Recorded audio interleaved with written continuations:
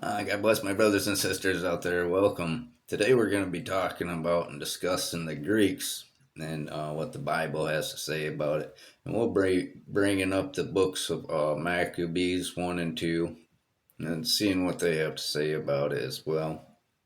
I notice a lot of these preachers, they'll say the New Testament was written in Greek. And I don't think that's true because if you look, the covenant was established with the land of Israel, the house of Israel, the Jews, the Hebrews, and Paul is the one that grafted us in with a G, grafted us in to that covenant. So it would have been established and written out first to the Hebrews, you'd think. And if you look at the letters that were written out to the people, is written out obviously into their language. Like to the Romans, it was written into Latin so they could read it because it was written to them. So I debunk that. I don't think that's true. But first, let me welcome you to Team Michael's House of Faith, where truth and love is established in the Lord Jesus. My goal is to expose false teachings and bring out the hidden truth they don't wish to talk about. Teaching others to fight the conscious mind as well as taking on other people's burdens by being supportive and comforting in one another. I am non-professional. This is for educational purposes, not therapy. Thank each and every one of you for tuning in today. One announcement. I think I'll change the time down Wednesdays at 6. And I think on Saturdays, I'm going to change the time at like 10 a.m. And Saturdays just might be rerun. That way I can have a little more time to focus on this. Otherwise, I got like, I'll come up with something one day. Then the next day, I got to look everything up I can and get it all written out. And then the third day, make a film of it. And then I'm on to the next, and it's just repeated over and over. And I don't think I get to spend enough time, but we'll work through it. We'll see how things roll. But anyways, another thing. Speaking about the Greeks and talking about this, if we bring up the name Jesus, I hear a lot of that preaching. His name ain't Jesus, it's Yeshua.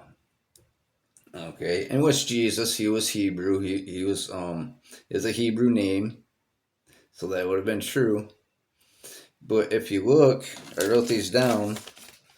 You have the Hebrew name Yeshua, then you got Latin, which is Jesus, and then you got the Greek name. You see how it's written out, which is also translated into Joshua. And that's what I want to point out here is, if you look at the Greek, the Latin spelling, and if you look at the Greek spelling, well, you see that we go with Latin, and you see where Jesus comes from. And these were the three names that were written above his head when he is crucified. So, and that's what I'm stating right there. If we went with the Greek, and if it was written in Greek, and then why ain't we calling him Joshua? But we're going by the Latin term, which is Jesus. And that's the thing too, his first fruits, we got the first fruit, and they go, they call him Yeshua. That's Hebrew, that's where they're the first fruits, and that's what he's king of the Jews, and that's what they'd call him. And the second fruits being the Gentiles, we would seek to call him Jesus. So you have the first fruits that call him Yeshua, and the second fruits that call him Jesus. Okay, so moving on. So if we look and bring up the book of Maccabees here, I might as well just go over here. We'll start out down here, chapter 1. Actually, we'll go down here. We're going to start down over here. But if you read through, and hopefully you can read the book of Maccabees, chapter, both books, book 1 and book 2. Read it on the Catholic version and also the KJV, the 1611 version. And that's what we're going with here is the KJV 1611 that we go off. And that's because that's what really most of the people out there, that's what they use as a 1611. So it's what I found the best one to go with. So, and if you read the first part, the first chapter here, and you'll see the Greeks' empire, how it was the Greeks' empire that ruled, and it was their prideful and evil influence which they had on the world, but they also pushed on to the Jewish people as well. And they had the most superior army, and you can read that through the books of Maccabees as well.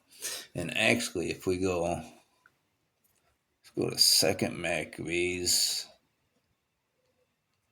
4.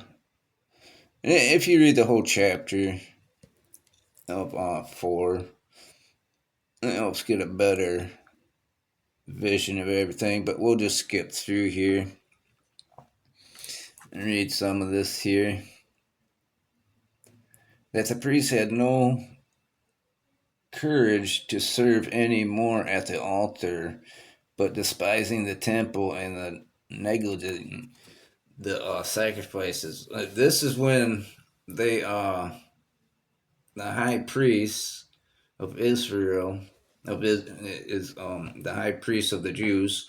They turned from their ways, from the laws of God, and they went to worshiping and following the Gentiles. And you can see here in verse 15, the Grecians, which are the Greeks, and they were looked unto the glory of the Grecians best of all. And that was the Greek people, which had the best of things. Their army was superior. They had the best shields, the best swords, the best of everything. So, and if we skip on down to what was 24.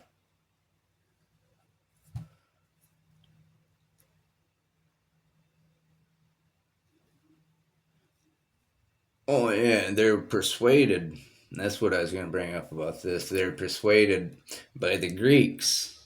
And you see how they're influenced by the Greeks, and the Greeks had the influence over the Jews, and even offering money to get them to turn from their ways, as they were given money and such not. And but if we go back to Maccabees, we'll start out 11 here through. Actually, if you read 11 through 64, it's best to read it all, but I don't think I'm going to spend that much time reading this all out to you, especially when I'm not that great of a reader. I'm not one of those announcers or whatever. And those days went there out of the Israel wicked men who persuaded many, saying, Let us go and to make a covenant with the heathens, which would have been the Greeks, or Gentiles, also known as Gentiles, and they're around about us. For since we departed from them, we have had much sorrows. So when they went back to their law, they had a lot of troubles from them. So they thought it was best just to go with them. That way they wouldn't have that troubles from them, which is a huge mistake, right? Then certain of the people were so forward herein that they went to the king, and who gave them a license to do after the ordinance of the heathens. So now they totally changed their way and everything, and now they got a permit from the Greeks. Now they can change it onto the Greeks' way. Whereupon they built a place of exercise at Jerusalem according to the customs of the heathen, and made themselves uncircumcised, and forsook the holy covenant, and joined themselves to the heathens, and were sold to do many mischiefs. So that right there, which was to the Greeks, you see it's mischiefs, so you can see right there that the Greeks are very mischievous people. But it gets bad. We'll go on down here. And here's what I want to point out too. Maccabees 128.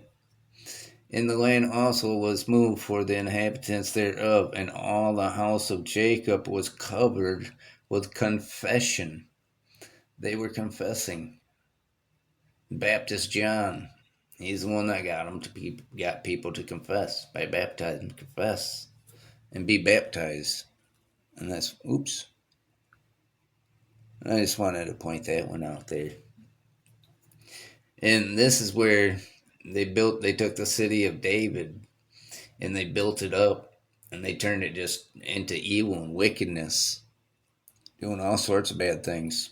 And then that way they can bring the eyes of other nations to look at Israel and how horrible and what bad people Israel were. You know, these would be like the false Jews and stuff like that. And they put therein a sinful nation, wicked men, and fortified therein. They stored it also with armor.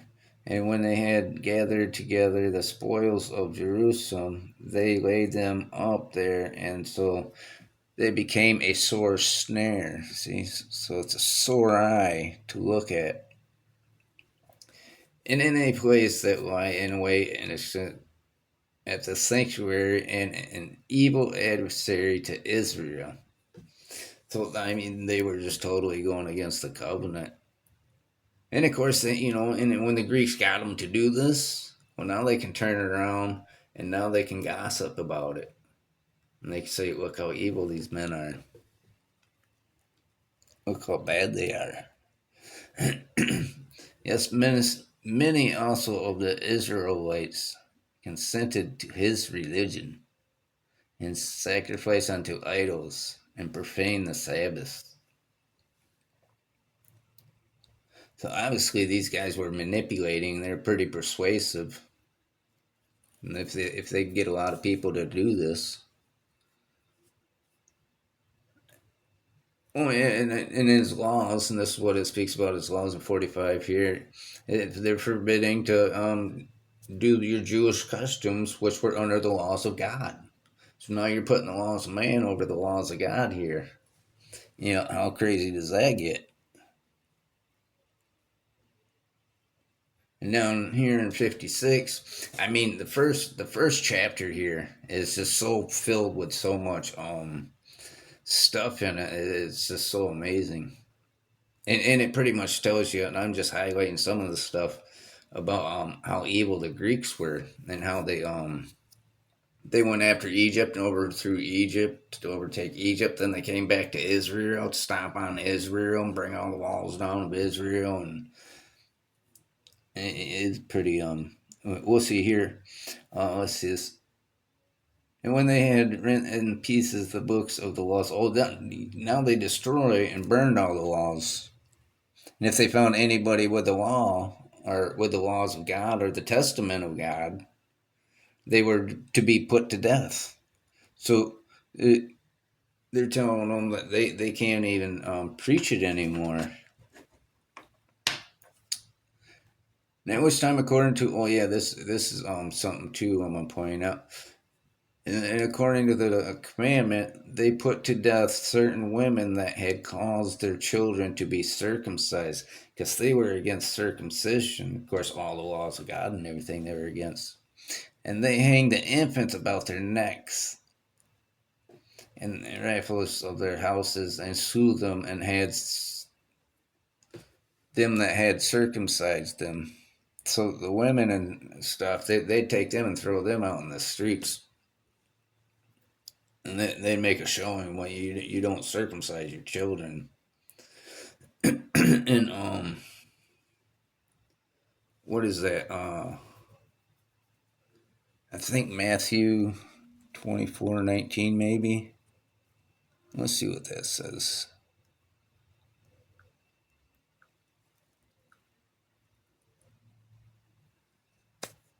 Oh yeah, that's when Jesus warned, woe to them that with the child that gives suck in those days.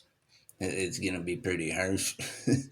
I was gonna say something else about that, but I don't remember. But if we go back down, First Maccabees, and we go all the way down to 64 here. We'll pull that up here. And there was a very great wrath upon Israel. So we're going to point that and highlight that one out too. The great wrath upon Israel. And it was too. I mean, I wouldn't want to know how much worse it gets if you read through the first part of this. You know, hanging over children, beating other women. Oh man, it's horrible. Had to be horrible. They just overthrew Israel and brought it down to its knees, basically.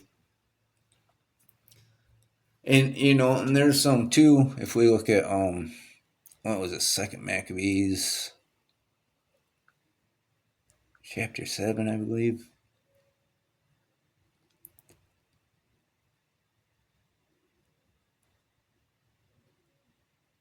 Yeah, and 2 here, we are ready to die rather than to transgress the laws of our fathers. So instead of transgressing their commandments and their laws and forsaking their God and turning to their ways, they stuck with it.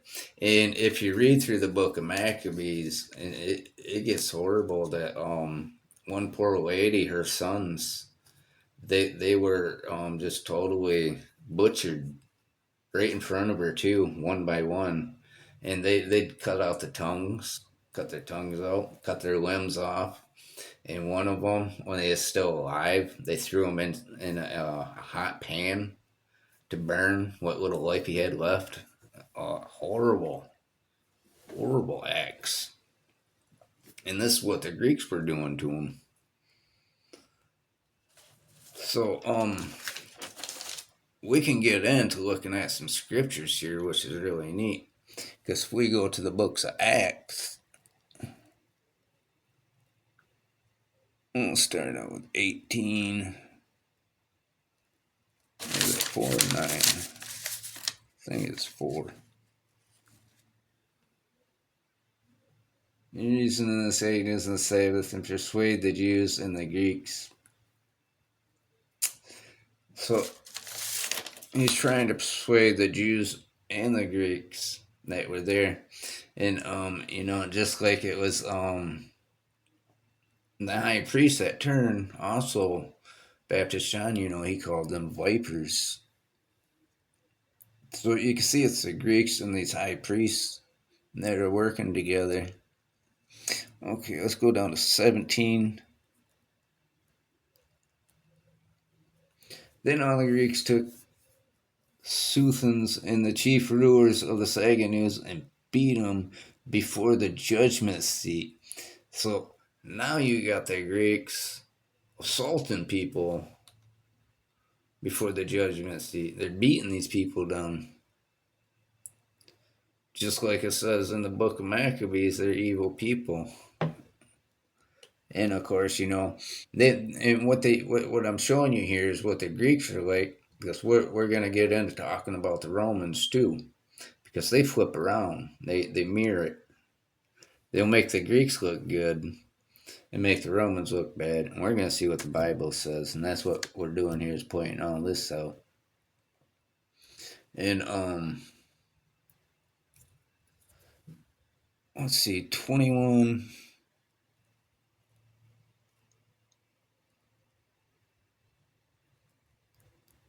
I don't know what I want to do first here. 21, 21 or 28. Let's read 21. Let's see what this is. And they are informed of you that you teach all the Jews which are among the Gentiles and forsake Moses, saying that they ought not to circumcise their children, neither to walk after their customs. So that's right there. And it says Gentiles, but there's the Greeks that were against them circumcising, just like it said in Maccabees, First Maccabees. Oh no, that's Second Maccabees.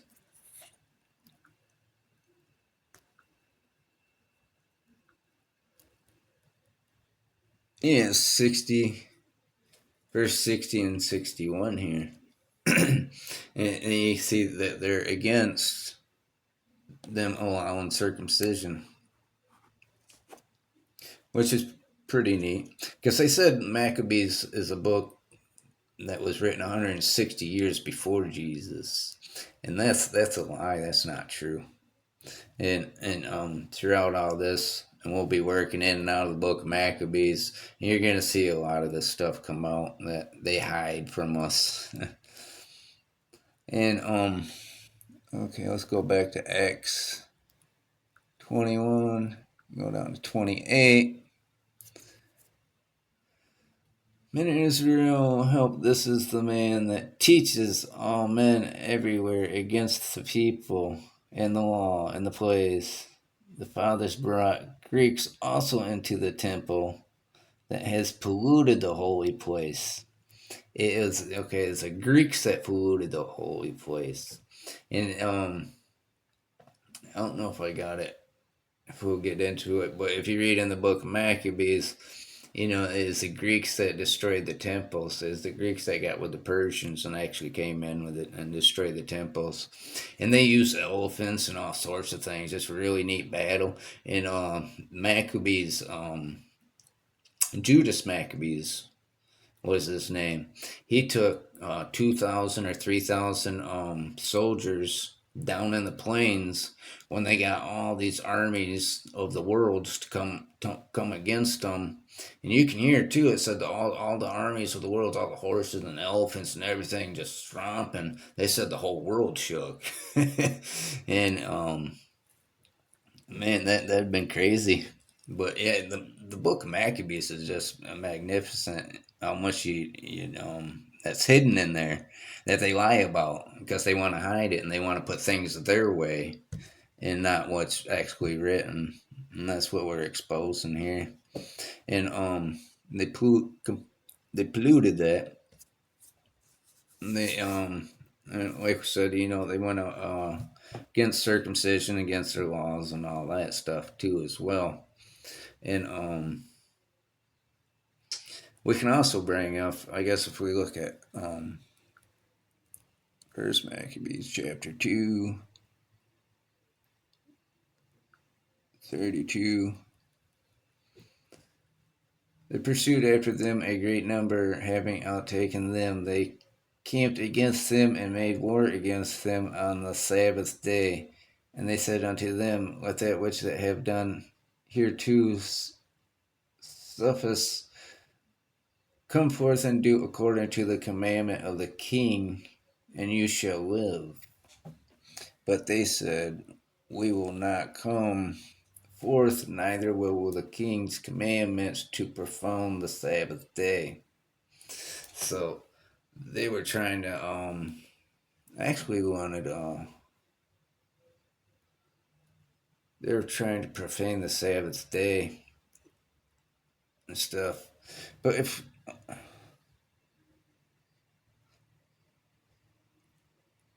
where was it? 232 through 38. Okay, so and they answered them, and out there and cast they a stone at them, nor stopped the places where they hid. So now they're hiding. But said unto us, die in all our innocence. Heavens and earth shall testify for us that you put us to death wrongfully. So they rose up against them in battle on the Sabbath, and they slew them and their wives and children and the cattle and number and thousands of people.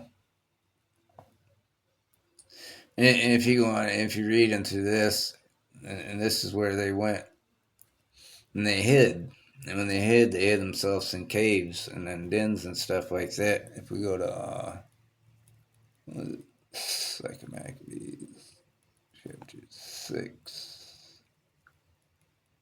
If you just go through the first part of chapter 6 here, you can read about how they hid in the caves and stuff like that. And if you look here, they talk about Judas Olympius, their temple, which was the Greeks' temple that they brought into Israel.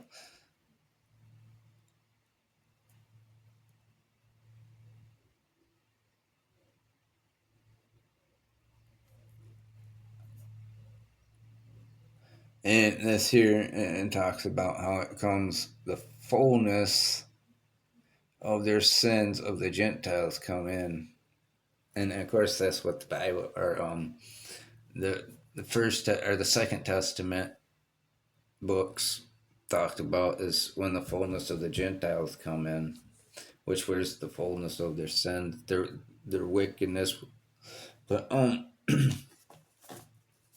that's what I'm just pointing out though, that we can see the truth of what's really going on about the Greeks, how they polluted the temple, they destroyed it.